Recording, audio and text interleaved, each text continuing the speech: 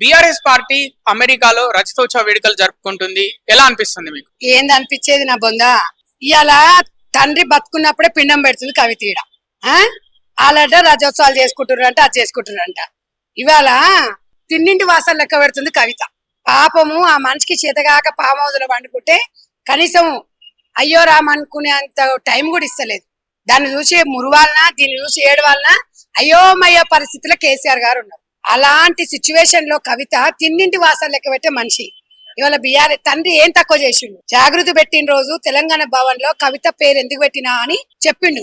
నా బిడ్డ పేరు కవిత అని ఇట్లా పెట్టినా అని చెప్పి ఆ రోజు మురిసినప్పుడు నేను స్వయాన పక్కనే ఉన్న ఎంపీగా ఉన్నప్పుడు, ఎవరు ఎంపీగా ఉన్నప్పుడు, కేసీఆర్ గారు ఎంపీగా ఉన్నప్పుడు, నిజంగా ఇలాంటి తండ్రి నాకెందుకు లేడని ఆ రోజు నేను బాధపడ్డా. కానీ ఈ రోజు ఇలాంటి బిడ్డ నాకుందని సంతోషపడి, ఇలాంటి బిడ్డ నా కడుపులో ఎట్లా పుట్టిందని చెప్పి ఇలా కేసీఆర్ గారు ఆయన ఆత్మ చచ్చిపోక ముందుకే ఇక మొత్తం కవిత ఆస్తుల గురించి, పంపకాల గురించి, డబ్బుల కోసం నీ రాజకీయాలు వివరాలు ఇట్లా చేస్తావా? నీకు ఎక్కువ స్వేచ్ఛనిచ్చిండు. అందుకనే కేసీఆర్ అందుకే నిన్ను చూసే మహిళలకు గౌరవం ఇవ్వకుండా పోయిండేమో ఫస్ట్ టర్మ్ లో మంత్రి పదవి ఇవ్వకుండా.